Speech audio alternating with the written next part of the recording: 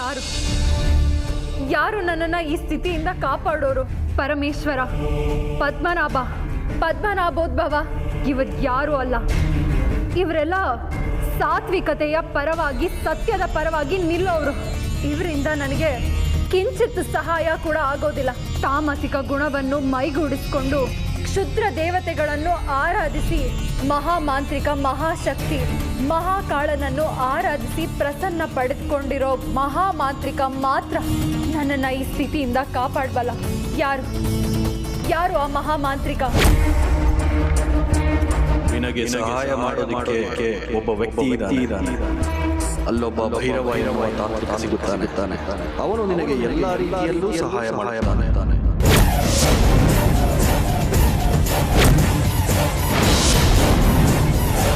ಹೌದು, ಶತ್ರುವಿನ ಶತ್ರು ಮಿತ್ರ ಅನ್ನೋದು ಅಂದಿಗೂ ಇಂದಿಗೂ ಸತ್ಯ. ನಾನು ಮತ್ತೆ ಭೈರವನ ಸಹಾಯಕ್ಕೆ ಮೊರೆ ಹೋಗ್ತೀನಿ. ಅದೇ ಸರಿ.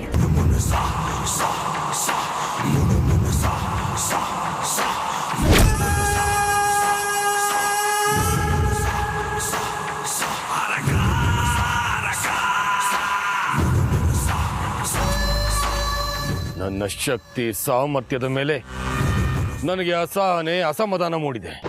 ಆಗ ಮಣಿ ಪಡೆಯೋ ಯಾವ ಪ್ರಯತ್ನದಲ್ಲೂ ನಾನು ಪ್ರತಿ ಕ್ಷಣ, ಪ್ರತಿ ದಿನ, ಪ್ರತಿ ಹೆಜ್ಜೆಯಲ್ಲೂ ಸೋತಿದ್ದೀನಿ. ಸೋಲು ನನಗೆ ಸಾವಿನ ಸಮಾನ. ಆ ಸೋಲು ನನ್ನನ್ನ ಇನ್ನಿಲ್ಲದಂತೆ ಕಾಡ್ತಾ ಇದೆ. ಈ ಜಿಗುಪ್ಸೆಯ ಜಗಮಗದ ಜಗತ್ತಿನಲ್ಲಿರೋದಕ್ಕಿಂತ ಈ ಜಗತ್ತನ್ನ ಬಿಡುವುದೇ ಸೂಕ್ತ ಮಾರ್ಗ. ಅದಕ್ಕೆ ಈ ಅಗ್ನಿ ನಿರ್ಗಮನ ವಿದ್ಯೆಯ ಪ್ರಯೋಗ. ಜೈ ಮಹಾಕಾಲ. ಭೈರವ, ನನ್ನ ಪಾಲಿನ ತ್ರಿಮೂರ್ತಿ ನೀನೆ. ನನ್ನ ಪಾಲಿನ ಜೀವ ರಕ್ಷಕ ನೀನೆ. ದಯವಿಟ್ಟು ನನ್ನನ್ನು ಈ ಬಂಧನದಿಂದ ಮುಕ್ತಿಗೊಳಿಸು.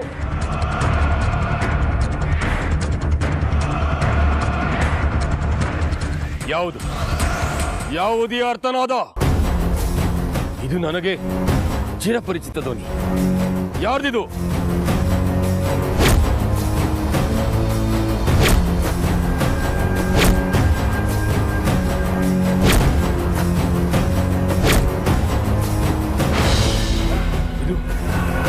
ಇದು ಆ ಶಿಲಾಬಾಲಕಿಯ ಧ್ವನಿ, ಅಂದ್ರೆ ಊರ್ಮಿಳಾ ಧ್ವನಿ. ಭೈರವ, ನೀನ್ ನನ್ನನ್ನು ಈ ಸ್ಥಿತಿಯಿಂದ ಕಾಪಾಡಿದ್ರೆ ನಾನು ಆ ಜನ್ಮ ಪರ್ಯಂತ ಋಣಿಯಾಗಿರ್ತೀನಿ. ದಯವಿಟ್ಟು ನನ್ನನ್ನು ಕಾಪಾಡು. ಊರ್ಮಿಳಾ ಯಾವ ಅಪಾಯದಲ್ಲಿದ್ದಾಳೆ?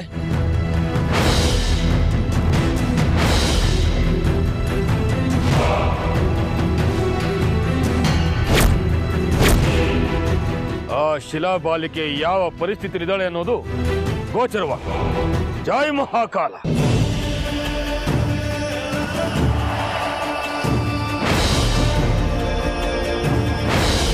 ನನ್ನ ಆ ಜನ್ಮ ವೈರಿ ಶಂಕರ ಶಾಸ್ತ್ರಿ ಊರ್ಮಿಳಾನ ದಿಗ್ಬಂಧನದಲ್ಲಿಟ್ಟಿದ್ದಾನೆ.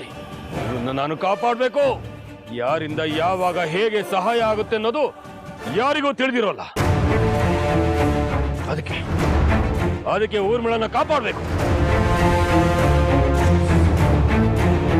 ಜೈ ಮಹಾಕಾಲ. ಅಯ್ಯೋ, ನನ್ನ ಕೂಗುವ ಭೈರವನಿಗೆ ಕೇಳಿಸ್ತೋ ಇಲ್ವೋ ಗೊತ್ತಾಗ್ತಾ ಇಲ್ವಲ್ಲ. ಕೇಳಿಸಿದ್ರೆ ಇಷ್ಟೊತ್ತಿಗಾಗ್ಲೇ ಅವನಿಲ್ಲಿಗೆ ಬಂದಿರೋನು.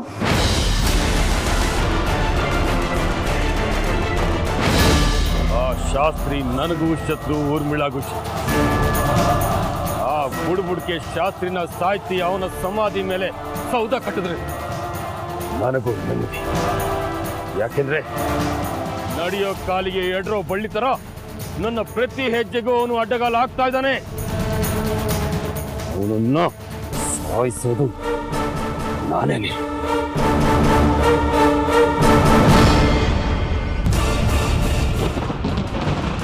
ಇದೇನಿದು? ಇದ್ದಕ್ಕಿದ್ದ ಹಾಗೆ ಪರಿಸರದಲ್ಲಿ ಇಂಥ ಬದಲಾವಣೆ.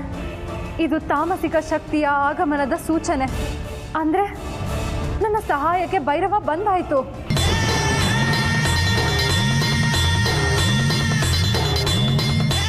ಜೈ ಮಹಾಕಾಲ.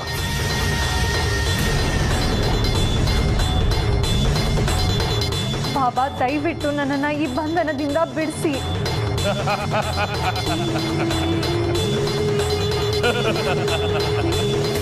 ಬಾಬಾ, ಯಾಕೆ ಈ ಅಟ್ಟಹಾಸದ ನಗು? ಊರ್ಮಿಳಾ, ನೀನು ಮುಗ್ದೆ ಅಲ್ಲ. ನನ್ನ ನಗುವಿನ ಗೂಢಾರ್ಥ ಈಗಾಗಲೇ ನಿನಗೆ ತಿಳಿದಿರುತ್ತೆ. ಕ್ಷಮಿಸಿ ಬಾಬಾ, ನನಗೆ ತಿಳಿದಿಲ್ಲ. ಈ ಪ್ರಪಂಚದ ಮೂಲ ಸೂತ್ರ ಏನು ಗೊತ್ತಾ? ಕೊಡು ಮತ್ತೆ ಪಡೆದುಕೋ ಅನ್ನೋ. ಗಂಡ ಹೆಂಡತಿಗೆ ಪ್ರೀತಿ ಕೊಟ್ರೆ ಹೆಂಡತಿ ಗಂಡನಿಗೆ ಪ್ರೀತಿ ಕೊಟ್ರೆ, ತಾಯಿ ಮಗುವಿಗೆ ಪ್ರೀತಿ ಕೊಟ್ರೆ ಮಗು ತಾಯಿಗೆ ಪ್ರೀತಿ ಕೊಟ್ರೆ, ಮರಕ್ಕೆ ಗೊಬ್ಬರ ಹಾಕಿ ನೀರೆರೆದ್ರೆ ಅದು ಫಲ ಕೊಡುತ್ತೆ. ಇದು ಪ್ರಕೃತಿಯ ನಿಯಮ. ಈ ಪ್ರಕೃತಿಯ ಒಂದು ಭಾಗ ನಾನು ನೀ ಅಂತ ನನಗೆ ಕೊಡೋ ತಗೊಳ್ಳೋ ಗುಣ ಇಲ್ದಿದ್ರೆ ಹೇಗೆ ಹೇಳು? ನನ್ನಿಂದ ನೀವು ಏನು ನಿರೀಕ್ಷಣೆ ಮಾಡ್ತಾ ಇದ್ದೀರಾ ಅನ್ನೋದನ್ನ ನೇರವಾಗಿ ಹೇಳಿ.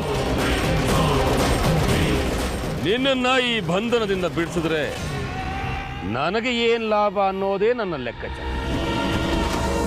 ಹೇಳಿ ಕೇಳಿ, ನೀನು ತಕ್ಷಕ ಕುಲದವಳು, ನೀನು ನಾಗಕುಲದವಳೆ.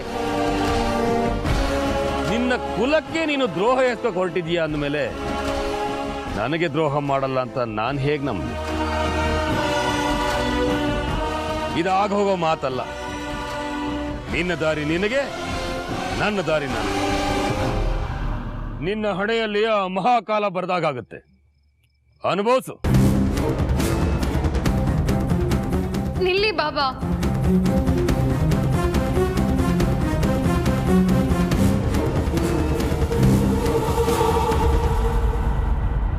ಆ ಅಮೃತ ನನ್ನ ಕುಲದವಳಾಗಿದ್ರು ಸಹ ನನ್ನ ಆ ಜನ್ಮ ವೈರಿ. ನನ್ನ ಅರ್ಜುನ್ನ ನನ್ನಿಂದ ದೂರ ಮಾಡಿದವಳು. ಅದಕ್ಕೆ ಅವಳಿಗೆ ದ್ರೋಹ ಎಸಗಿದ್ದು. ನೀವು ನನಗೆ ಈ ವಿಷಯದಲ್ಲಿ ಸಹಾಯ ಮಾಡಿದ್ರೆ ನಾನು ನೀವು ಹೇಳ್ದಾಗೆ ಕೇಳ್ತೀನಿ. ನಿಮಗೆ ಈ ಜನ್ಮದಲ್ಲ, ಮುಂದಿನ ಎಲ್ಲ ಜನ್ಮದಲ್ಲೂ ಋಣಿಯಾಗಿರ್ತೇನೆ. ಇದು ನನ್ನ ತಕ್ಷಕ ನಾಗದೇವನ ಮೇಲೆ ಆಣೆ.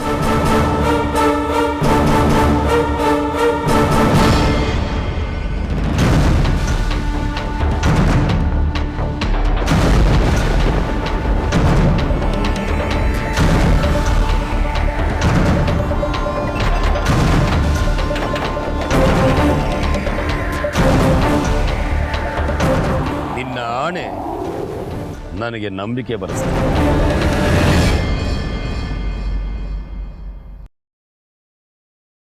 ಜೈ ಮಹಾಕಾಲ.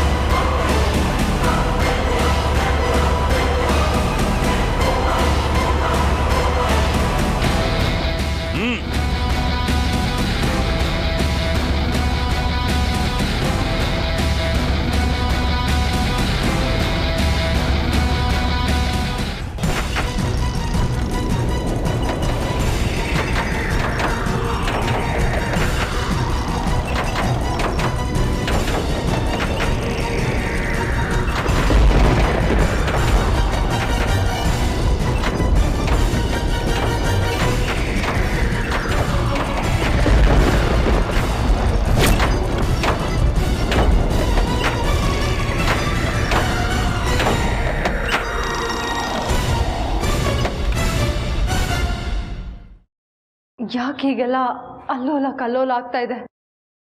ಇದು ನಿಜವಾಗ್ಲೂ ಅಪಶಕನದ ಸೂಚನೆ. ಹೇಗೆ ಸಾಧ್ಯ?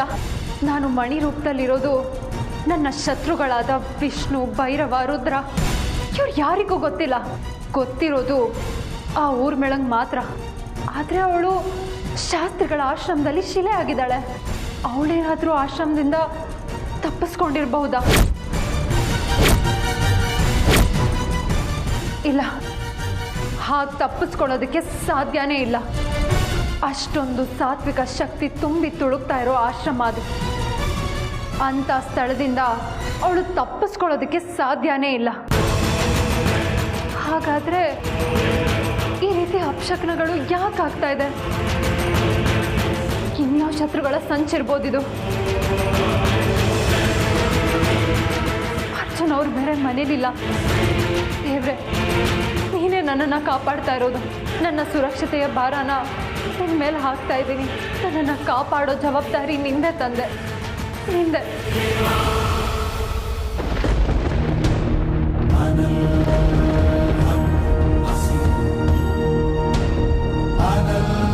ಏನಿವತ್ತು ಯಾವತ್ತೂ ಆಗದೆ ಇರೋ ಥರದ ಅನುಭವ ಆಗ್ತಾ ಇದೆಯಲ್ಲ, ಯಾವುದ್ರ ಸೂಚನೆ ಇದು? ಎಲ್ಲೋ ಏನೋ ಅಪಾಯ ಆಗ್ತಾ ಇದೆ ಅಂತ ಅನಿಸ್ತಾ ಇದೆ, ಆದರೆ ಎಲ್ಲಿ ಏನು ಅಂತ ಗೊತ್ತಾಗ್ತಾ ಇಲ್ಲ. ಆಶ್ರಮದಲ್ಲಿ ಊರ್ಮಿಳ ಏನಾದರೂ ತಪ್ಪಿಸ್ಕೊಳ್ಳೋ ಪ್ರಯತ್ನ ಮಾಡ್ತಾ ಇರ್ಬೋದಾ?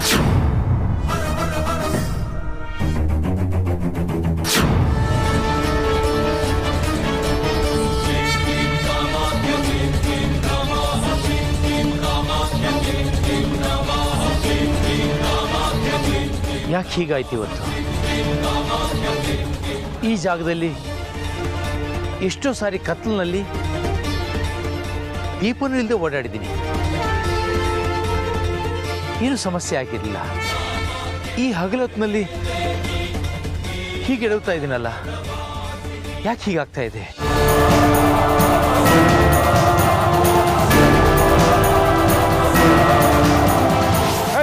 ಯಾರು ನೀನು? ವಿಗ್ರಹನಾಗ ತಗೊಂಡೋಗ್ತಾ ಇದ್ಯಾ? ಜೈ ಮಹಾಕಾಲ, ಜೈ ಮಹಾಕಾಲ.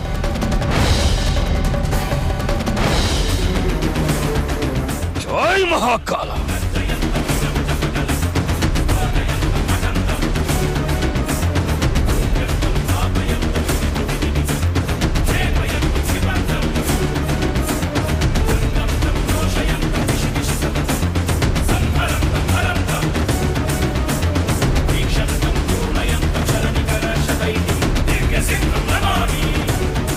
ಮಹಾಕಾಲ.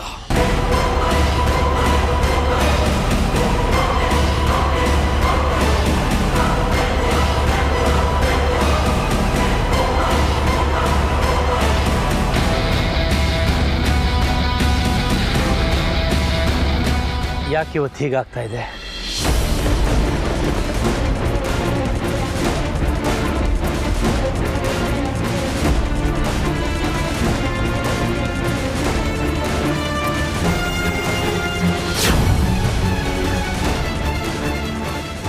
ಸದಾಶಿವ, ಸದಾನಂದ,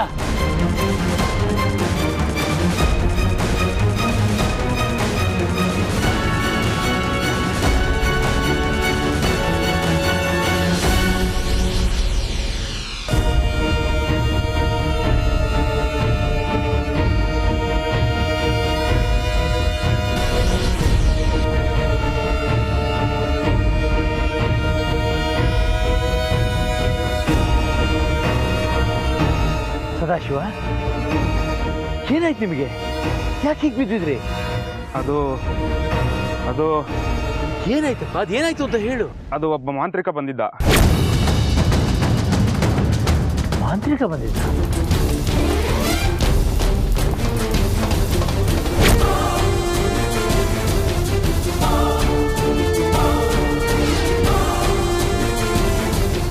ಹಿಂದೆ ಮಾಡಿರೋ ತಪ್ಪನ್ನ ನಾನಿನ್ ಯಾವತ್ತೂ ಮಾಡೋದಕ್ಕೆ ಹೋಗೋದಿಲ್ಲ. ದಯವಿಟ್ಟು ನನ್ನ ಈ ಬಂಧನದಿಂದ ಬಿಡಿಸಿ. ಈ ಹಿಂಸೆನ ನನ್ನ ಕೈಯಲ್ಲಿ ಸಹಿಸೋದಕ್ಕೆ ಆಗೋದಿಲ್ಲ.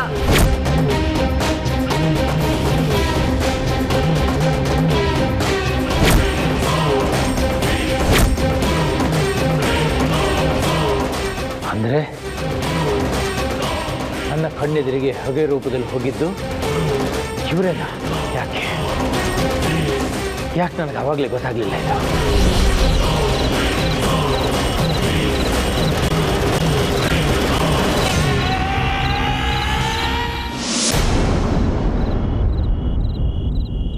ಈ ಭೈರವ ಏನ್ ಮಾಡ್ತಾ ಇದ್ದಾನೆ ಅನ್ನೋದು ನನಗೆ ತಿಳಿತಾ ಇಲ್ಲ. ಬಾಬಾ, ಏನ್ ಮಾಡ್ತಾ ಇದ್ದೀರಾ ನೀವು? ಯಾಕೆ ಕಣ್ಣು ಕಾಣಿಸ್ತಾ ಇಲ್ವಾ? ಧ್ಯಾನ ಮಾಡ್ತಾ ಇದ್ದೀನಿ. ನನ್ನನ್ನು ಹೀಗೆ ಬಿಟ್ಟು ನೀವು ಹೀಗೆ ಧ್ಯಾನ ಕೂತ್ರೆ ಏನ್ ಅರ್ಥ ಅಂತ? ಅದು ಅಷ್ಟು ಸುಲಭ ಅಲ್ಲ ಊರ್ಮಿಳ. ಯಾಕೆ ಸುಲಭ ಅಲ್ಲ? ಆ ಶಾಸ್ತ್ರಿ ಹಾಕಿದ ದಿಗ್ಬಂಧವನ್ನು ಮುರಿಯೋದು ಅಷ್ಟು ಸುಲಭದ ಮಾತಲ್ಲ. ಅದಕ್ಕೆ ಸಾಕಷ್ಟು ತಯಾರಿಗಳನ್ನ ಮಾಡ್ಕೋಬೇಕು. ನೀವು ತಾಂತ್ರಿಕ ಜಗತ್ತಿನ ಮಹಾಮಾಂತ್ರಿಕ. ನಿಮ್ಮಿಂದ ಆಗದೆ ಇರೋ ಕೆಲಸ ಈ ಪ್ರಪಂಚದಲ್ಲಿ ಯಾವುದೂ ಇಲ್ಲ. ಹಾಗೆ ಆ ಶಾಸ್ತ್ರಿ ಹಾಕಿರೋ ದಿಗ್ಬಂಧನನ ಗರ್ಕೆ ಮುರಿದಾಗೆ ಸುಲಭವಾಗಿ ಮುರಿತೀರ. ಅದು ನನಗೆ ಚೆನ್ನಾಗಿ ಗೊತ್ತಿದೆ. ದಯವಿಟ್ಟು ನಿಮ್ಮ ಕೈ ಮುಗಿದು ಕೇಳ್ಕೊತೀನಿ, ನನ್ನನ್ನು ನನ್ನ ಮೂಲ ರೂಪಕ್ಕೆ ತನ್ನಿ ಬಾಬಾ. ನೀನು ಇದೇ ಸ್ಥಿತಿಯಲ್ಲಿ ಇರಬೇಕು. ಮುಂದೆ ಅಗತ್ಯ ಬಿದ್ದಾಗ ನೋಡೋಣ. ಜೈ ಮಹಾಕಾಲ್. ಬಾಬಾ, ದಯವಿಟ್ಟು ನನ್ನ ಮೂಲ ರೂಪಕ್ಕೆ ತನ್ನಿ. ನಿಮ್ಮ ಕಿಂಕರಳಾಗಿ ಆ ಜನ್ಮ ಪರ್ಯಂತ ಇರ್ತೀನಿ.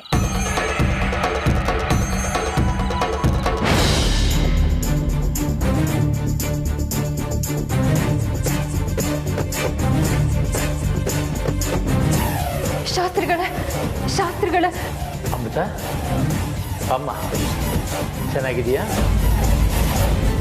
ಯಾಕಿಷ್ಟು ಗಾಬರಿ ಆಗಿದೆಯಾ? ಏನಾಯ್ತು, ಏನಾಗ್ತಾ ಇದೆ ಅನ್ನೋದು ನನಗೆ ಗೊತ್ತಾಗ್ತಾ ಇಲ್ಲ ಶಾಸ್ತ್ರಿಗಳೇ. ಆದ್ರೆ ಏನೋ ಒಂದು ತಳಮಳ, ಏನೋ ಒಂಥರ ಆತಂಕ ಮನಸ್ಸಲ್ಲಿ. ನಾನು ನಮ್ಮ ಮನೆಯಲ್ಲಿದ್ದೆ. ಇದ್ದಕ್ಕಿದ್ದ ಹಾಗೆ ಆಕಾಶದಲ್ಲಿ ಒಂದು ಮಿಂಚು, ಏನೋ ಒಂದು ಅಪಾಯದ ಅಪಶಕನದ ಮುನ್ಸೂಚನೆ. ಅದೆಲ್ಲ ಏನು ಅಂತ ಗೊತ್ತಾಗದೆ ನಿಮ್ಮನ್ನ ಕೇಳೋಣ ಅಂತ ಬಂದೆ ಶಾಸ್ತ್ರಿಗಳೇ. ಅಮೃತ, ನಿನಗೊಂದು ಆಘಾತದ ಸುದ್ದಿ ಇದೆ. ಆಘಾತದ ಸುದ್ದಿನ? ಏನದು? ಊರ್ಮಿಳಾ ನನ್ನ ಆಶ್ರಮದಿಂದ ತಪ್ಪಿಸ್ಕೊಂಡಿದ್ದಾಳೆ.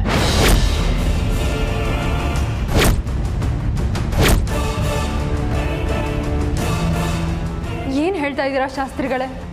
ನನ್ನ ಕೈಯಲ್ಲಿ ಇದನ್ನು ನಂಬೋದಕ್ಕಾಗ್ತಾ ಇಲ್ಲ. ಹೌದು ಅಮೃತ, ಕೈ ಸತ್ಯಗಳನ್ನು, ಕಟು ಸತ್ಯಗಳನ್ನು ಅಷ್ಟು ಸುಲಭವಾಗಿ ಅರಗಿಸ್ಕೊಳ್ಳೋದಕ್ಕಾಗೋದಿಲ್ಲ. ಆದರೆ ಆ ಊರ್ಮಿಳ ನಿಮ್ಮ ಮಂತ್ರಶಕ್ತಿಯಿಂದ ತಪ್ಪಿಸ್ಕೊಂಡಿದ್ದಾಳೆ ಅಂದರೆ ಏನು ಅರ್ಥ ಶಾಸ್ತ್ರಿಗಳೇ? ನನ್ನ ಮಂತ್ರದ ದಿಗ್ಬಂಧನದಿಂದ ತಪ್ಪಿಸ್ಕೊಂಡು ಹೊರಗೆ ಹೋಗೋಷ್ಟು ಶಕ್ತಿ ಆ ತಕ್ಷಕಿಗಿಲ್ಲ. ಮತ್ತೆ ಹೇಗೆ ಹೋದ್ಲು? ನನಗೆ ಸಹಾಯ ಮಾಡು ಅಂತ ಆ ಭೈರವನನ್ನು ಬೇಡ್ಕೊಂಡಿದ್ದಾಳೆ.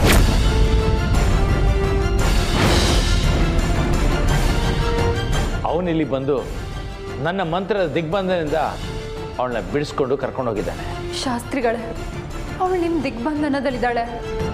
ಅವಳಿಂದ ನನಗೆ ಯಾವ ಅಪಾಯನೂ ಇಲ್ಲ ಅಂತ ನಾನು ಸಂತೋಷವಾಗಿದ್ದೆ. ಆದರೆ ಅವಳೀಗ ಇಲ್ಲಿಂದ ತಪ್ಪಿಸ್ಕೊಂಡಿದ್ದಾಳೆ. ಇನ್ನು ಏನೇನು ಅನಾಹುತಗಳನ್ನ ಮಾಡ್ತಾಳೋ ಅನ್ನೋ ಆತಂಕ ನನಗೆ ಕಾಡ್ತಾ ಇದೆ ಶಾಸ್ತ್ರಿಗಳೇ. ನನ್ನನ್ನು ಕ್ಷಮಿಸು ಅಮೃತ. ನೀವು ಯಾಕೆ ಕ್ಷಮೆ ಕೇಳ್ತಾ ಇದ್ದೀರಾ? ನಾನು ಇನ್ನೂ ಸ್ವಲ್ಪ ಎಚ್ಚರಿಕೆಯಿಂದ ಇದ್ದಿದ್ರೆ ಅವಳು ಇಲ್ಲಿಂದ ತಪ್ಪಿಸ್ಕೊಂಡು ಹೋಗೋದಕ್ಕೆ ಆಗ್ತಾ ಇರಲಿಲ್ಲ. ಇದಕ್ಕೆಲ್ಲ ಕಾರಣ ಆ ಭೈರವ. ಅವನ ಸೊಕ್ಕನ್ನ ನನ್ನ ಎಡಗಾಲಿಂದ ಮೆಟ್ಟಿ ಆ ತಕ್ಷಕಿನ ಮತ್ತೆ ನಿಮ್ಮ ವಶಕ್ಕೆ ಒಪ್ಪಿಸ್ತೀನಿ. ಇಲ್ಲ ಅಮೃತ,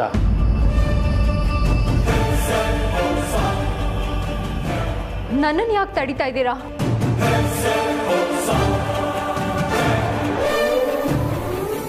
ನೀನೊಬ್ಬಳೇ ಈಗ ಆ ಭೈರವನನ್ನ ಎದುರಿಸಲಾರೆ.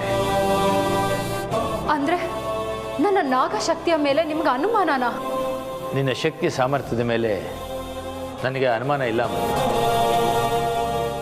ಆ ಭೈರವ ನಮ್ಮ ಆಶ್ರಮದ ಒಳಗೆ ಬಂದು ಮಂತ್ರದ ದಿಗ್ಬಂಧನಲ್ಲಿದ್ದ ಆ ಊರ್ಮಿಳನ್ನ ಬಿಡಿಸ್ಕೊಂಡು ಹೋಗೋ ಉದ್ದಟನ ತೋರಿಸ್ತಾನೆ ಅಂದರೆ ಅವನ ಶಕ್ತಿ ಸಾಮರ್ಥ್ಯಗಳು ಇಮ್ಮಡಿ ಆಗಿರಲೇಬೇಕು. ಅದು ಅಲ್ಲದೆ ಪ್ರಕೃತಿಲಿ ಅಪಾಯದ ಮುನ್ಸೂಚನೆ ಕಾಣ್ತಾ ಇದೆ. ಅವರು ಏನೇ ಮಾಡಿದರೂ ನಾಗಮಣಿಗೋಸ್ಕರನೇ ಮಾಡಿರೋದು. ನಾಗಮಣಿ ಉಳಿಬೇಕು ಅಂದರೆ ಮೊದಲು ನೀನು ಸುರಕ್ಷಿತವಾಗಿರಬೇಕು. ನನ್ನ ರೋಷಾಗ್ನಿಯ ಶಕ್ತಿ ಎಂಥದ್ದು ಅಂತ ನಿಮಗೆ ಗೊತ್ತು. ಅದರಲ್ಲಿ ಅವನನ್ನು ಸುಟ್ಟಾಕಿ ಅವಳನ್ನು ಇಲ್ಲಿಗೆ ಎಳ್ಕೊಂಡು ಬರ್ತೀನಿ. ನಮ್ಮ ಶಕ್ತಿ ಸಾಮರ್ಥ್ಯ ಎಷ್ಟೇ ಇದ್ದರೂ ಸಹ ಸಮಯ ಸಂದರ್ಭಗಳು ಅದಕ್ಕೆ ಪೂರಕವಾಗಿರಬೇಕು. ಅದನ್ನು ಅರ್ಥ ಮಾಡ್ಕೊಬೇಕು. ನನಗೆ ನಿನ್ನನ್ನು ಆ ನಾಗಮಣಿನ ಕಾಪಾಡಿಕೊಳ್ಳೋದಷ್ಟೇ ಮುಖ್ಯ. ಯಾಕೋ ನಮ್ಮ ಸಮಯ ಕೆಟ್ಟಿರುವಾಗ ಕಾಣಿಸ್ತಾ ಇದೆ ಅಮ್ಮ. ಅದಕ್ಕೆ ಆ ಊರ್ಮಿಳ ನಮ್ಮ ದಿಗ್ಬಂಧನದಿಂದ ತಪ್ಪಿಸ್ಕೊಂಡಿರೋರು. ನನ್ನ ಮಾತನ್ನು ಕೇಳು. ನೀನೀಗ ಮನೆಗೆ ಹೋಗು. ಆ ಊರ್ಮಿಳನ ವಾಪಸ್ಸು ನನ್ನ ವಶಕ್ಕೆ ಹೇಗೆ ಪಡ್ಕೊಳ್ಳೋದು ಅನ್ನೋದ್ರ ಬಗ್ಗೆ ನಾನು ಯೋಚನೆ ಮಾಡ್ತೀನಿ. ಸರಿ ಶಾಸ್ತ್ರಿಗಳೇ, ನಾನು ಹೋಗಿ ಬರ್ತೀನಿ. ಒಳ್ಳೇದಾಗುತ್ತಮ್ಮ, ಹೋಗ್ಬಾ.